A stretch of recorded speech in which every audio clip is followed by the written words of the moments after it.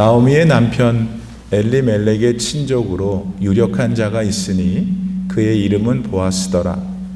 모압 여인 룻이 나오미에게 이르되 원하건대 내가 밭으로 가서 내가 누구에게 은혜를 입으면 그를 따라서 이삭을 줍겠나이다 하니 나오미가 그에게 이르되 내 딸아 갈지어다 하매 룻이 가서 베는 자를 따라 밭에서 이삭을 줍는데 우연히 엘리멜렉의 친족 보아스에게 속한 밭에 이르렀더라. 마침 보아스가 베들레헴에서부터 와서 베는 자들에게 이르되 여호와께서 너희와 함께 하시기를 원하노라 하니 그들이 대답하되 여호와께서 당신에게 복 주시기를 원하나이다 하니라.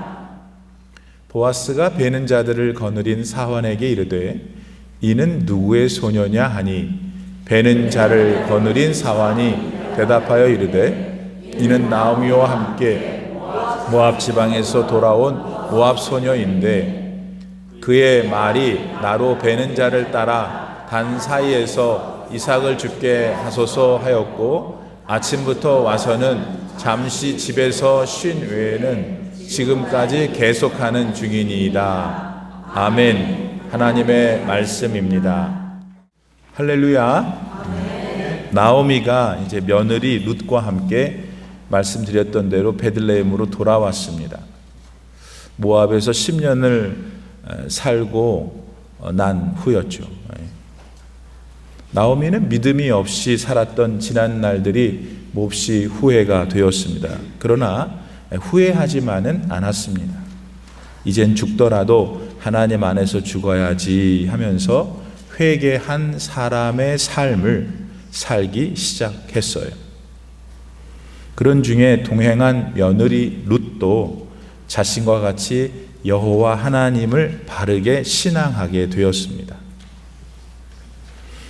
그래서 지난 10년 동안 다 날려버린 재산 때문에 빈털터리가 된 신세가 그렇게 절망스럽지만은 않았죠. 자기들을 받아주신 아버지 하나님께서 어떻게 하시든지 자신들을 살려주실 것이라고 그들은 분명히 믿었기 때문입니다. 사실 하나님에 대한 믿음이 없었다면 나오미는 베들레헴으로 돌아오기는 보다는 그냥 모압에 살았어야 했습니다. 아마 또 그렇게 살았을 거예요.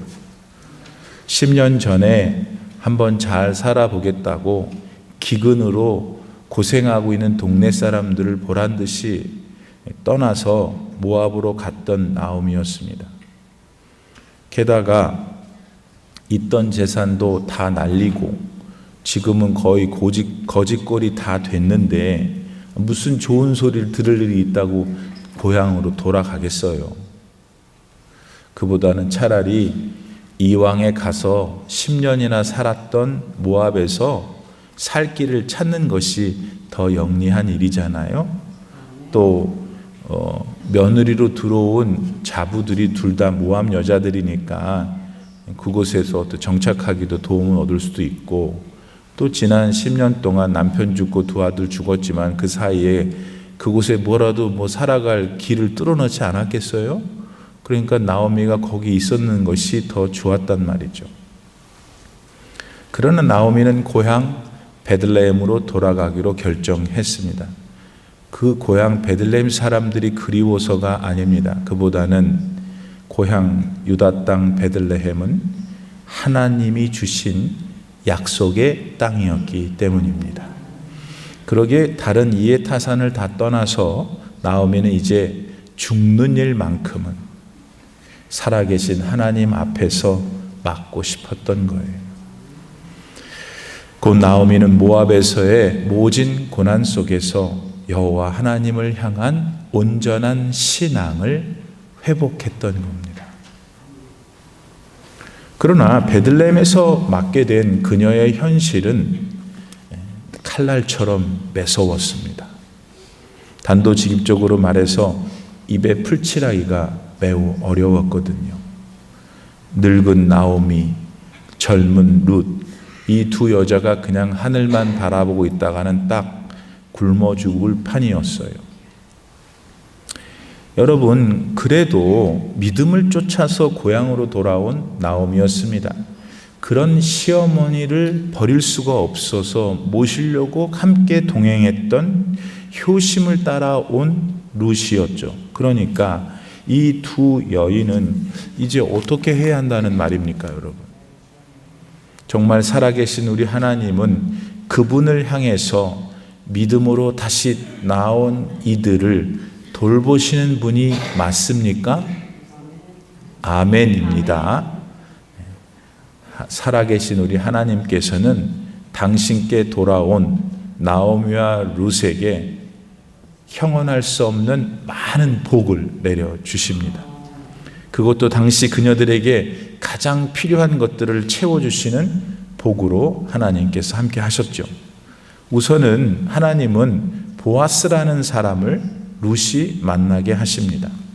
그래서 하루하루 먹어야 할 일용할 양식을 그를 통해 공급받게 하셨죠. 그런데 이보다도 훨씬 더 놀라운 복을 주시는데, 그건 뭐냐면 부자였고 인품도 좋고 믿음도 좋았던 보아스와 아예 룻이 결혼하게 하셔가지고 베들레헴에 돌아왔을 때는 두 거지였는데 보아스랑 결혼하게 함으로써 귀 부인들이 되게 하시는 놀라운 복을 돌아온 나오미와 룻에게 하나님이 주셨습니다. 사랑하는 여러분, 하나님께 진짜 돌아오는 사람, 하나님을 찾고 찾는 사람, 지금도 반드시 복 주십니다. 여러분이 지난날 부족하고 못나고 죄투성이로 살아도 괜찮습니다. 그것을 하나님 앞에 내놓고 회개하고 하나님 앞에 돌아오면 하나님은 변함없이 여러분을 일으키십니다. 마가복음 7장에 보면은 수로보니게 지역에 살던 한 여자가 예수님한테 찾아와요. 말하기를, 예수님, 내 딸이 귀신이 들렸는데 살려주세요. 그랬더니 우리 예수님이 그 여자한테, 야, 떡은 자녀들한테나 주는 거지 개한테는 안 줘. 이런 황망스러운 이야기를 하시죠. 말하자면 예수님께서 수로보니게 여인한테 너는 개다, 이 소리입니다. 아니나 다를까 당시 유대인들한테는 수로보니게 두로 지방이죠. 그곳에 살고 있었던 헬라 사람들은 다 이방인들이었고, 이방인들은 지옥에서 땔감으로 사용되는 존재들이었다, 이렇게 믿고 있었기 때문에 그런 말씀을 하실 수도 있었어요.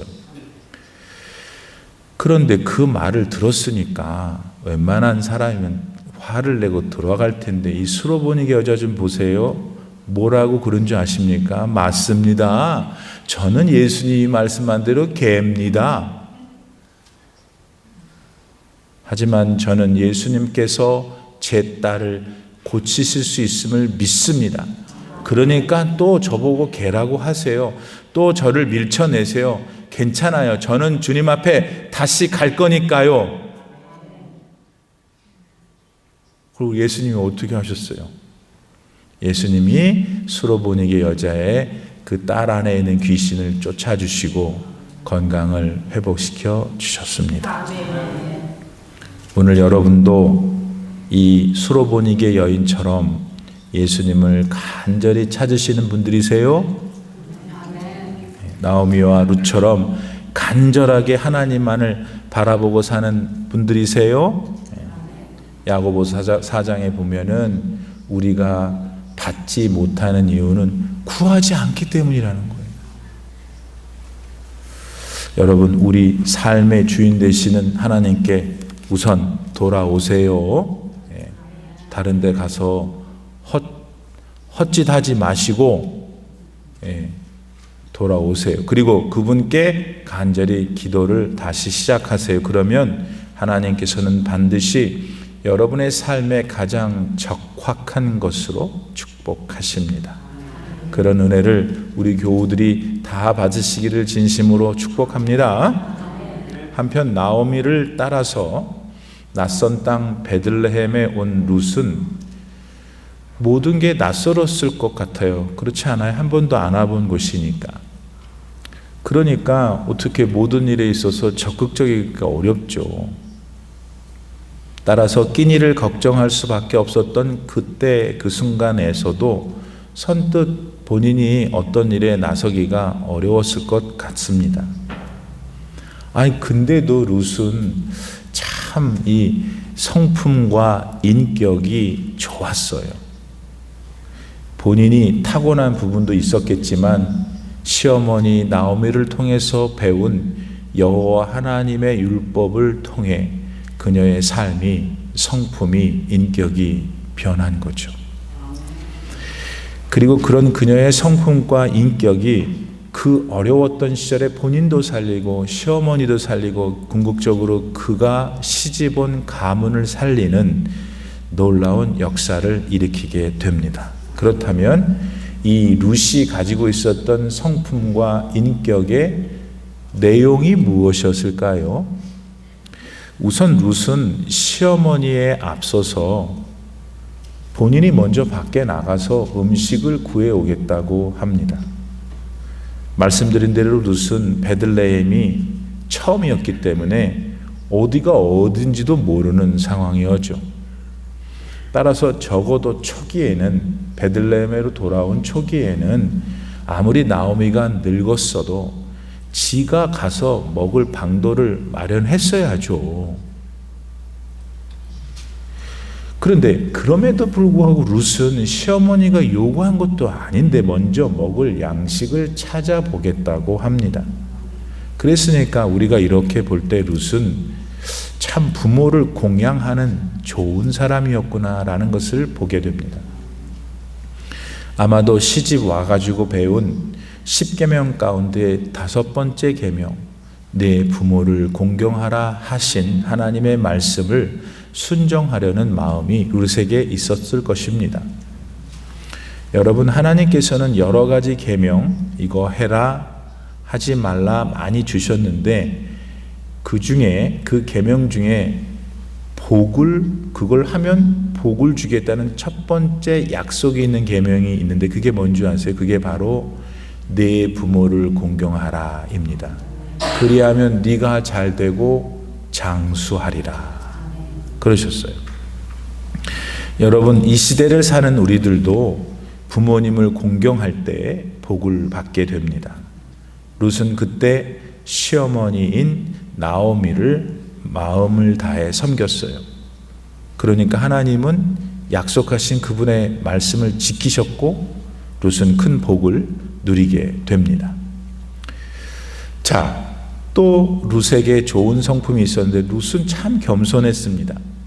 그것을 보여주는 장면이 오늘 본문 7절에 나오는데요. 그의 말이, 룻의 말이 나로 베는 자를 따라 단 사이에서 줍게 하소서 했다고. 그 단을, 곡식 줍는 사람들 혹은 단을 베는 사람들 대장이 있을 거 아니에요? 그 사람한테 룻이 말했다고 이제 보아스한테 말하는 장면이죠. 무슨 말이냐면 룻은 추수하는 사람들이 곡식을 베고 이렇게 지나가면 그 다음에 거기 떨어져 있는 것들을 주울 수 있겠느냐고 그 담당하는 책임자가 있을 거 아니에요. 그 사람한테 물어봤어요. 그렇게 물어보지 않고 이미 알곡을 줍고 있는 사람들 사이에 껴서 그냥 있는 듯 없는 듯 해도 되는데 그렇게 했어요. 또 실제로도 하나님의 말씀 레위기서 19장에 보면은 너희 가난한 사람들을 위해서 곡식을 추수할 때 모퉁이에 있는 건 베지 마라. 열매 중에서 제일 높이 있는 건 따지 마라. 가난한 사람들이 먹을 수 있게 하셨거든요. 그러니까 이미 곡식을 줍는 사람들 가운데 끼어서 해도 아무 문제 없고 또 하나님의 말씀이 그렇게 하는 것이 당연하다고 하셨으니까 룻은 그냥 가서 주었으면 되는데 그런 사람들을 관리하는 대장한테 제가 여기서 곡식을 줄 수 있겠습니까? 라고 물어봤다는 거예요. 목사님, 그게 뭔데요? 그게 뭐냐면 룻은 자기가 비록 떨어진 알곡을 주어 갈 것이지만 그것을 주신 주인에게 감사하다는 마음을 가졌던 것이에요. 룻은 그 작은 순간에 은혜를 아는 사람이었다는 거예요. 무례하지 않은 사람이었다는 거예요. 비록 이방 여자였고 거지 같은 형편이지만 룻은 그 순간에 그 무리들 가운데 가장 품위 있는 인격의 사람이었다 하는 것입니다.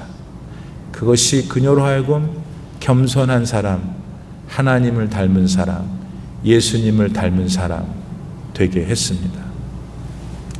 사랑하는 여러분, 오늘 여러분은 여러분에게 물어보세요. 나는 어떤 인격인가? 나는 어떤 성품의 사람인가? 아니, 다른 사람이 나를 뭐라고 하는가? 목사님, 상관없어요. 나는 그냥 내 방식대로 살다가.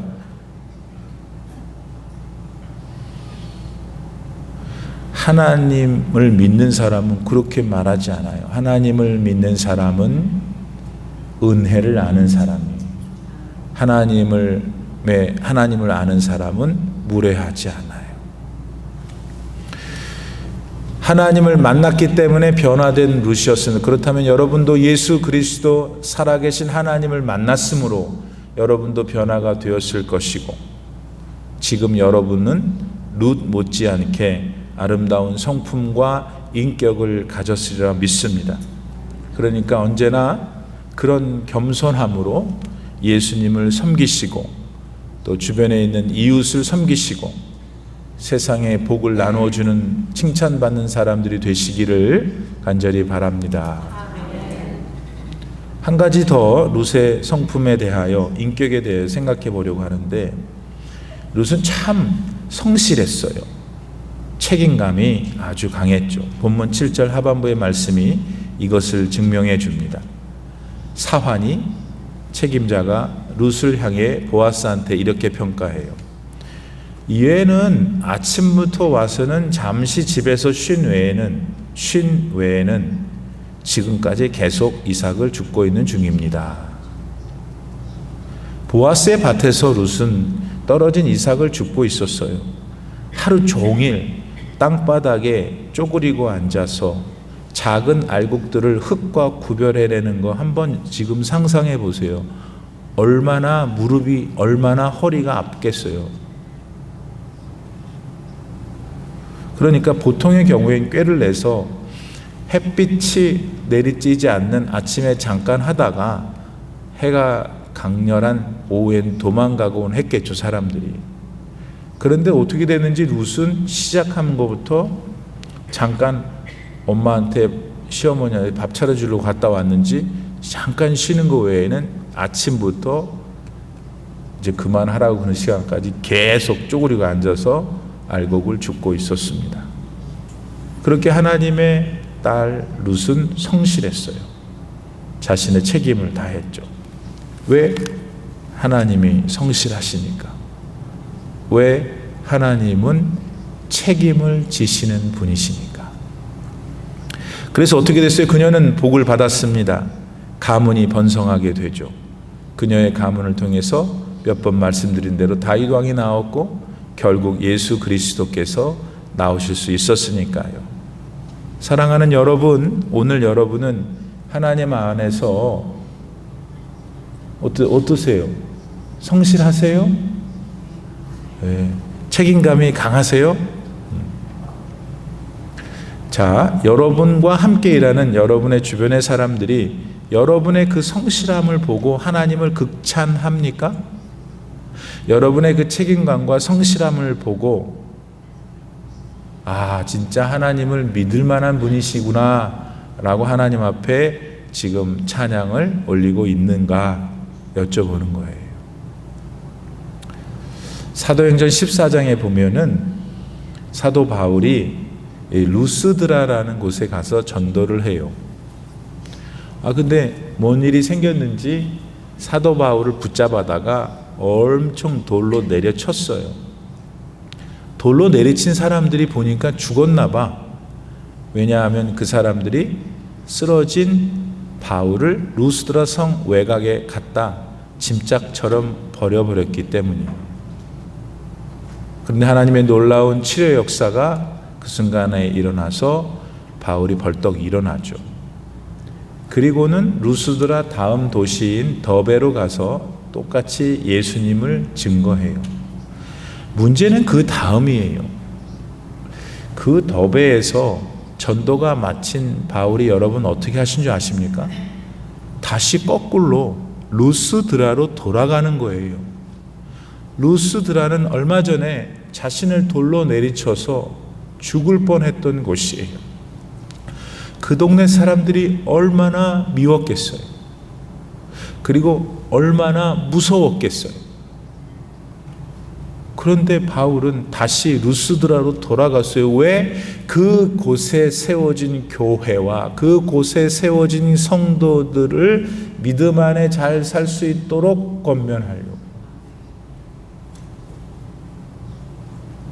바울은 그렇게 자기가 하나님 앞에 받은 일에 대하여 책임감이 있었고 성실했습니다.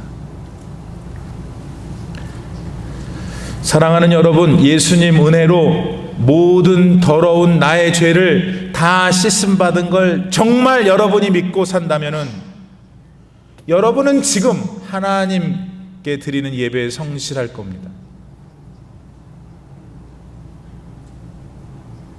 그 책임을 다할 겁니다. 언제나 자기의 믿음을 지키고 하나님을 영화롭게 하기 위해서 기도회도 나가고 구역예배도 나가고 선교회도 참여할 겁니다. 잘 들으세요, 여러분. 하나님께서 내게 주신 사명과 그것에 대한 성실함, 그것에 대한 책임감을 하기 위해 나는 예배를 드리는 것이고 기도회에 가는 것이고 각종 교회의 믿음의 활동들에 참여하는 것입니다. 그런 자세와 태도가 성실이고 책임감을 다하는 것이라 할 수 있습니다. 그런 의미에서 우리 교회 성도님들은 제가 보기에는 아주 성실하셔요.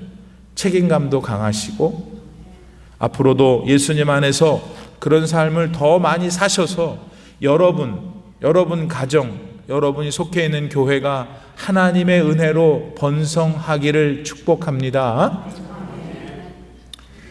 다음으로 룻의 삶에 일어났던 어떤 우연한 상황이 있는데 우연히 일어난 삶의 일들에 대해서 오늘은 성경적으로 좀 정리를 하실 필요가 있을 것 같아요.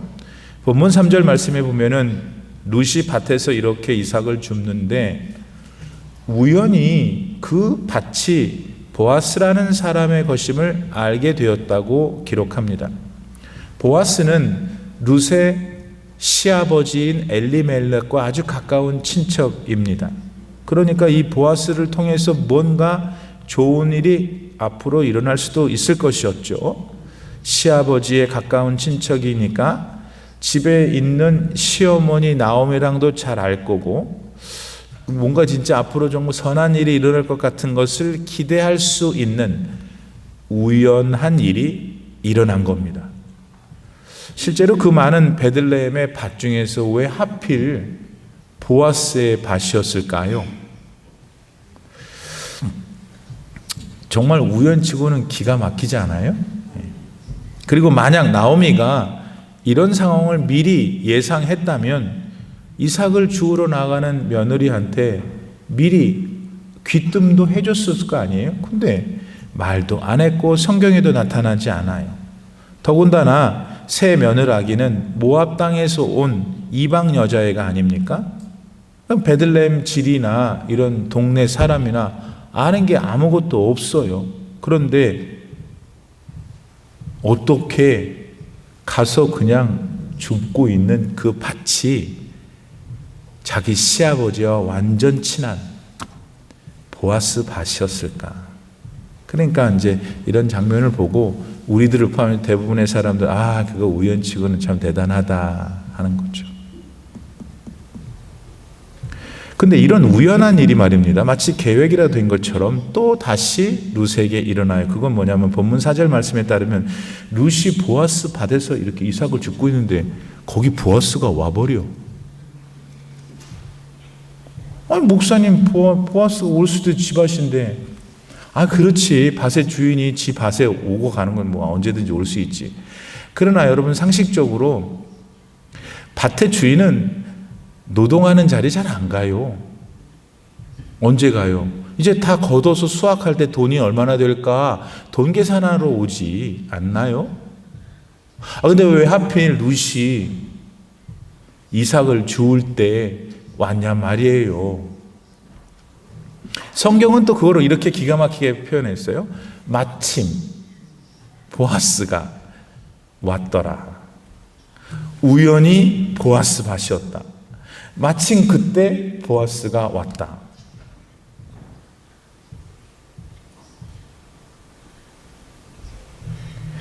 곰곰이 생각해 보면은 내 삶에도 여러분의 삶에도 소위 우연이라고 불리는 일들이 많이 있었습니다. 그때 어떻게 하다 보니까 우연히 그런 일이 있었어 하는 일들이 이 왕년에 우리 삶에 많이 있었단 말이죠. 그러나 그 우연한 일들이 시간이 지나고 보면 어떤 경우에는 내 삶에 고통을 주는 상태를 가져왔습니다. 아니면 내 삶에 복이 되고 즐거운 일이 되기도 했죠. 그러니까 우연이라고 부르는 일들은 우리 사람 스스로는 만들어낼 수 없지만 분명한 하나는 그런 우연들이 결국 모여서 어떤 삶의 형태를 빚어낸다는 점입니다. 결국 우리가 곧잘 말하는 우연한 일들은 누군가가 우리의 삶에 제공하는 것들이죠. 그리고 그 누군가는 바로 살아계신 우리들의 아버지이십니다. 때문에 하나님이 운영하시는 이 세상에서 우연이라고 하는 것은 결코 없습니다. 오히려 세상 만사는 하나님의 장중에 붙들려 있어요. 오히려 그리고 살아계신 하나님께서는 광대한 우주, 커다란 세상, 그러면서 동시에 우리와 같은 한 작은 인생에게 찾아오셔서 동력하십니다. 다시 말해서 우리 사람은 생각합니다. 결정합니다. 행동합니다. 또 생각합니다. 결정합니다. 행동합니다. 그런 일련의 삶의 과정 속에 하나님이 들어오시는 거예요. 우리가 우연이라고 생각하는 사건들을 제공하시면서 하나님은 우리 인생에 개입하십니다. 그리고 그것이 결국 우주든 세상이든 아니면 저와 여러분 같은 작은 인생들이든 그것들을 향해서 그분이 계획하신 그분의 뜻을 반드시 이루십니다. 이런 하나님의 활동을 가리켜 하나님의 섭리라고 합니다. 따라서 우리 사람이 우연이라고 부르는 것들은 결국 하나님의 필연입니다. 모든 모든 우연들을 사용해 가지고 그분의 뜻을 하나님은 결국은 이루어 가시니까요. 그러니까 모든 일들이 그분이 계획하시는 일로 향할 수밖에 없으니까 우연이 하나님의 필연이 될 수밖에 없다는 겁니다. 열왕기상 22장에 보면 이스라엘 왕 아합이 죽는 장면이 나옵니다. 근데 이 사람은 진짜 악한 왕 중에 왕이었어요. 그런데 이 왕이 죽는 장면이 대단히 흥미롭습니다. 왜냐하면 아합 왕이 적국 아람 군인이 쏜 화살이 날라와 죽었다고 하는데 그 화살에 무심코 맞았다고 해요, 표현이. 그런데 무심코 맞은 화살이 아합 왕이 입고 있었던 갑옷 틈 사이로 들어갔다는 거예요. 무심코, 우연히.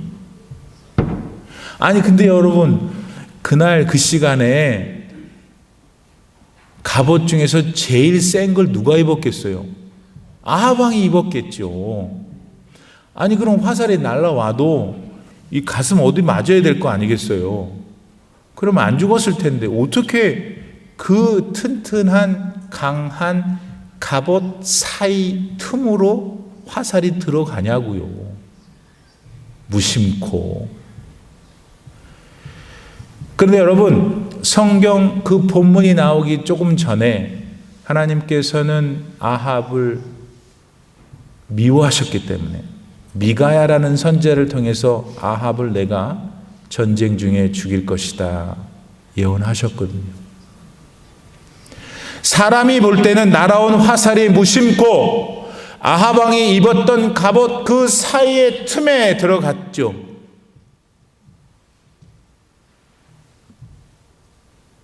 그러나 그 화살 뒤에는 하나님의 섭리가 있었다는 것입니다. 우리는 우리의 삶에 언제나 살아계신 하나님께서 섭리, 다스리신다는 것을 반드시 기억해야 합니다. 오늘 본문의 룻이 경험한 일들은 우연히 일어난 것처럼 보입니다. 우리 사람의 눈은. 그러나 하나님께서는 이미 룻을 위해, 룻의 가문을 위해 보아스를 준비해 놓으셨던 거죠. 그러므로 오늘 혹시 성도 여러분, 오늘 여러분의 삶 속에 다른 사람한테 말도 못하고 너무 지금 괴롭고 힘든 고난이 있으십니까? 다른 곳에서 답을 찾으면 안 돼요. 여러분의 그 어려움을 겸손하게 하나님 앞에 내놓으시고 하나님 앞에서 우세요. 힘들다고, 나 살려달라고 하세요.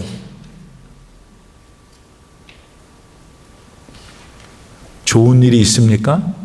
즐거운 일이 있습니까? 여러분이 잘나서, 역시 내 아들 딸이 잘나서 역시 누구와 이럽니까? 좋은 일, 즐거운 일, 감사한 일이 있으면 하나님 앞에 역시 서야 합니다. 왜 이렇게 큰 은혜를 제게 주시는지 하나님 감사합니다. 하나님 고맙습니다.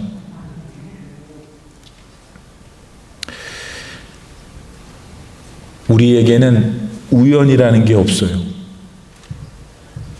근데 그 우연히 찾아온 일이 좋은 일이든 그런 일이든 하나님 앞에 서셔야 합니다. 그 뒤에 계시는 하나님께 여러분이 힘든 일을 의지할 때 해결해 주십니다. 복된 일을 감사할 때 더 많이 복 주십니다. 오늘 우리 올림피 하나장로교회 모든 성도님들은 한 번밖에 못 사는 인생이에요. 아주 짧아요. 그 기간 동안에 하늘로부터 내리는 신령한 복도 많이 누리셔야 합니다. 이 땅에 사는 동안에 여기가 이렇게 좋은데 하나님의 나라는 얼마나 좋겠는가 할 정도로 이 세상에서도 많은 것을 누리기를 바랍니다. 하나님께 그러므로 돌아오세요. 룻의 하나님, 나오미의 하나님께 돌아오시는 저와 여러분 되기를 바랍니다. 기도합시다. 하나님 감사합니다. 나오미가 마침내 오르바라고 하는 며느리는 모압으로 보내고 룻이라는 며느리와 베들레헴에 돌아와서 어떤 일을 겪게 되는데 그 내용을 오늘 잠시 살펴보았습니다.